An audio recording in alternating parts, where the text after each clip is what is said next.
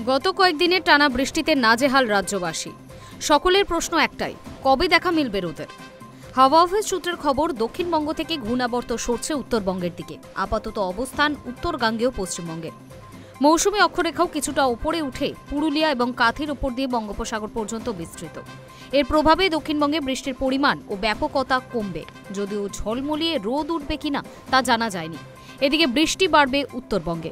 হাওয়া অফিস সূত্রের খবর, শুক্রবার ভারী বৃষ্টির সম্ভাবনা পশ্চিম বর্ধমান, বীরভূম ও পুরুলিয়া জেলায়। বজ্রবিদ্যুৎ সহ হালকা থেকে মাঝারি বৃষ্টি হবে দক্ষিণবঙ্গের সব জেলাতে। সঙ্গে 30 থেকে 40 কিলোমিটার গতিবেগে দমকা ঝোড়ো বাতাস বইবে। শনিবার বৃষ্টির পরিমাণ কমবে, ভারী বৃষ্টির সম্ভাবনাও নেই। বজ্রবিদ্যুৎ সহ হালকা থেকে মাঝারি বৃষ্টি হবে দক্ষিণবঙ্গের সব জেলাতে। 30 থেকে 40 কিলোমিটার গতিবেগে দমকা ঝোড়ো বাতাস বইতে পারে দু এক জায়গায়। কলকাতা, উত্তর ও দক্ষিণ 24 পরগনা, হুগলি, নদিয়া, বীরভূম, পূর্ব ও পশ্চিম বর্ধমান জেলাতে বৃষ্টির সম্ভাবনা বেশি। রবিবার দক্ষিণবঙ্গে বৃষ্টির পরিমাণ অনেকটাই কমবে। উল্টো ছবি উত্তরবঙ্গে।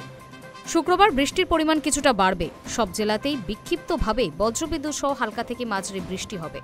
দার্জিলিং, কালিম্পং, জলপাইগুড়ি, আলিপুরদুয়ার জেলায় ভারী বৃষ্টি হতে পারে।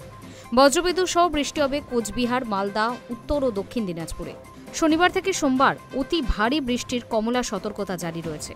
দার্জিলিং, কালিম্পং, আলিপুরদুয়ার, কোচবিহার, জলপাইগুড়ির ওপরের দিকে ভারী থেকে অতি ভারী বৃষ্টির সতর্কতা।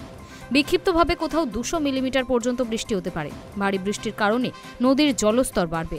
তিস্তা, তোরসা, জলঢাকা নদীতে জলস্তর বাড়বে। নিচু এলাকা প্লাবিত হওয়ার সম্ভাবনা। দার্জিলিং, কালিম্পংয়ের পার্বত্য এলাকায় ধস নামারও আশঙ্কা রয়েছে। Hi news network.